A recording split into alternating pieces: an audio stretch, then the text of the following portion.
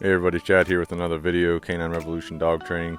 Today we're going to be doing a fetch session with a Doberman Pinscher, and this is a combination. If you're part of the revolution or if you've been following us for some time, you know that we are big on doing two things every day with your dog, both mental exercise and physical exercise, and this game of fetch is going to satisfy both of those needs.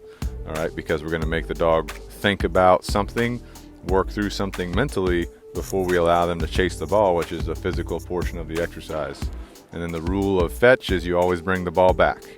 All right, so I just did a quick obedience sequence with this dog, and then I threw the ball. Now he's bringing it back to me. When he gets to me, I'm going to ask him to out it. I'm going to grab the ball to chuck it again, then I'm going to have him do some other form of obedience. And because the Doberman Pinscher typically is going to be a very high drive dog, you're going to see some leaking, what we call leaking of energy, where he's just kind of barking and jibber jabbering here and there because he's just so excited about the game, right? So I just had him go through my legs, and I had him go stand on this upside down bucket, and then I'm going to release him with the word fetch. So in these obedience sequences, I have him do a couple of obedience commands, and then whenever he completes the sequence to my satisfaction, I'm going to say fetch, and that means that he can he's released from the obedience, depart from me to go find the ball, okay?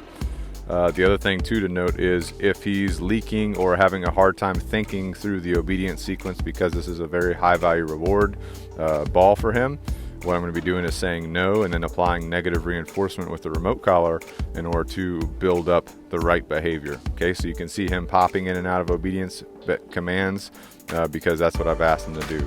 In this case, he's going to the bucket on his own. When I did not ask him to go there, he's jumping a little bit, and I'm just standing in place until he's back in heel position and I start moving again.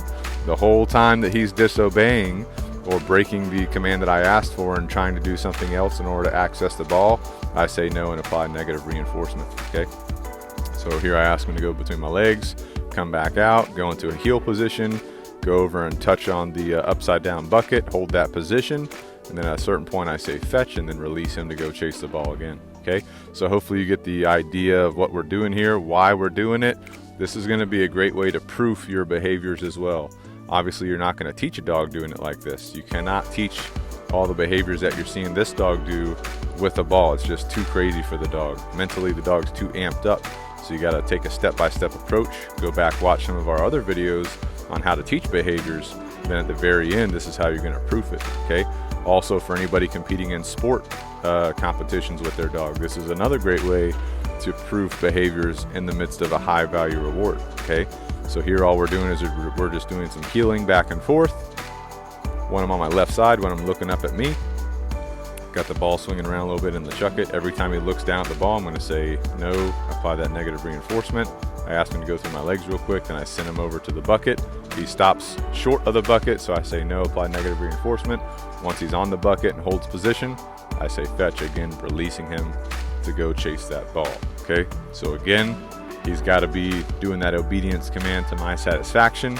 If he doesn't do that, we're going to be using some negative reinforcement to promote the proper behavior.